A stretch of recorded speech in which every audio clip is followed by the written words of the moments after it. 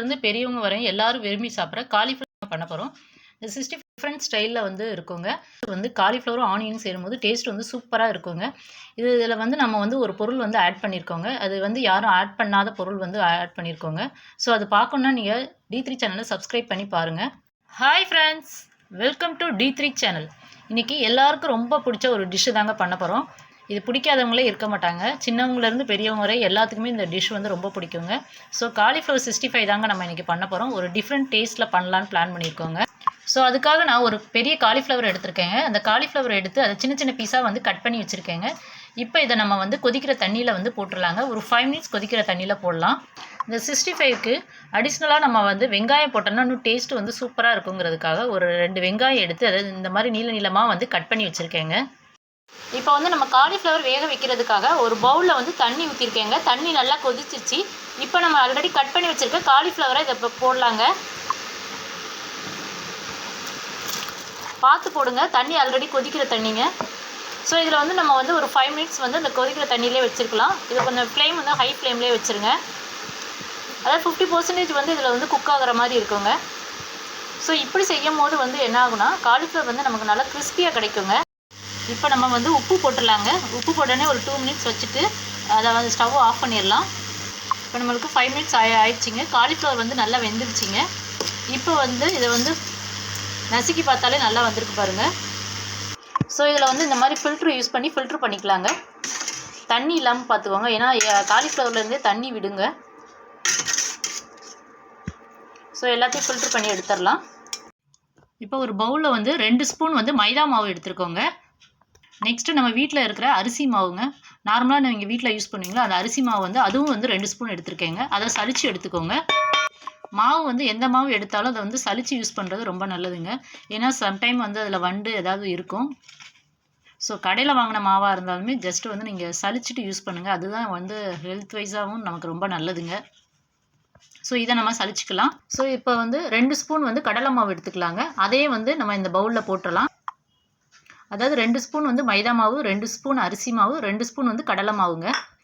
Next வந்து நம்ம கருவேப்பிலை வந்து எடுத்துருக்கோங்க. கருவேப்பிலை வந்து நான் 3 இனுக்கு எடுத்திருக்கேங்க. அதை உருவி வந்து நம்ம போட்டுடலாம். நெக்ஸ்ட்டு வந்து இஞ்சி பூண்டு பேஸ்ட்டு வந்து 2 ஸ்பூன் எடுத்திருக்கேங்க. இஞ்சி பூண்டு பேஸ்ட்டு போடும்போது நல்லா வந்து டேஸ்ட்டு வந்து நமக்கு நல்லா கூட்டி கொடுக்குங்க. அதனால் வந்து நம்ம இஞ்சி பூண்டு பேஸ்ட்டு எடுத்துக்கிறோம். இது வந்து நல்லா 2 ஸ்பூன் எடுத்துக்கோங்க. நெக்ஸ்ட்டு இதுக்கு கொஞ்சம் உப்பு போட்டுடலாங்க. நம்ம ஆல்ரெடி வந்து காலிஃப்ளவர் வேக வைக்கும் போது உப்பு போட்டிருக்கோம். ஸோ அதனால் உப்பு வந்து இந்த மசாலாக்கு தகுந்த மாதிரி மட்டும் கொஞ்சமாக போட்டுக்கோங்க. இப்போ இது எல்லாத்தையுமே நம்ம மிக்ஸ் பண்ணிடலாம்.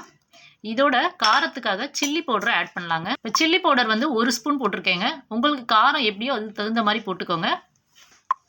ஸோ இப்போ நம்ம வந்து மாவு எல்லாமே வந்து மசாலா போட்டு மிக்ஸ் பண்ணியாச்சுங்க.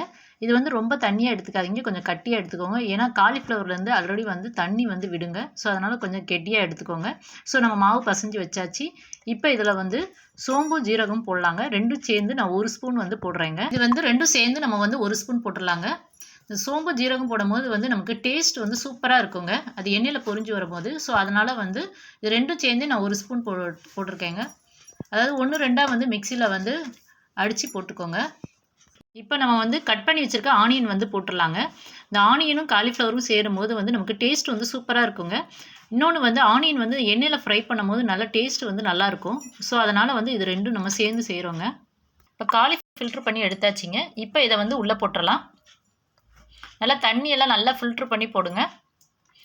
ஸோ இப்போ நம்ம வந்து காலிஃப்ளவரும் போட்டாச்சுங்க. இப்போ எல்லாத்தையும் வந்து ஈவனாக இருக்க மணிக்கு நம்ம வந்து என்ன செஞ்சுக்கலாம்னா நல்லா பரட்டி விட்டுக்கலாங்க.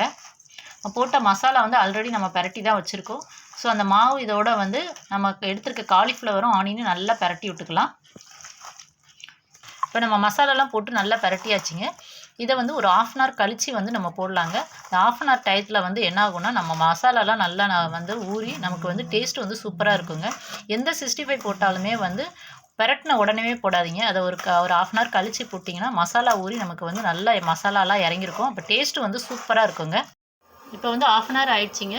ஒரு கடாயில் வந்து எண்ணெய் ஊற்றி வச்சுருக்கேங்க. எண்ணெய் வந்து நல்லா காஞ்சோடனே காலிஃப்ளவர் போடுங்க. அப்போனா தான் வந்து நமக்கு வந்து என்ன ஆகுனா நல்லா வெந்து சூப்பராக வருங்க.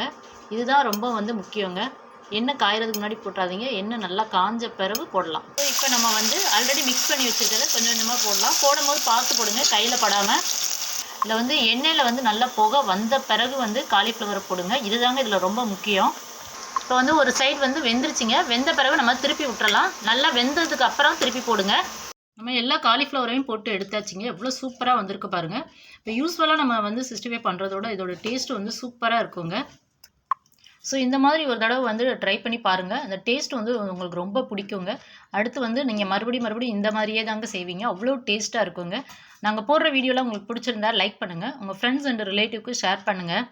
நிறைய பேர் வந்து பார்க்குறீங்க, சப்ஸ்கிரைப் பண்ண மாட்டேங்கிறீங்க. அந்த சப்ஸ்கிரைப் பண்ணுறதோட மோட்டிவே என்ன பண்ணோடனே இமிடியேட்டாக வந்து உங்களுக்கு வந்து வீடியோ வந்து கிடைக்குங்க. அதுக்காக தான் சப்ஸ்கிரைப் பண்ண சொல்கிறது. Thank you so much.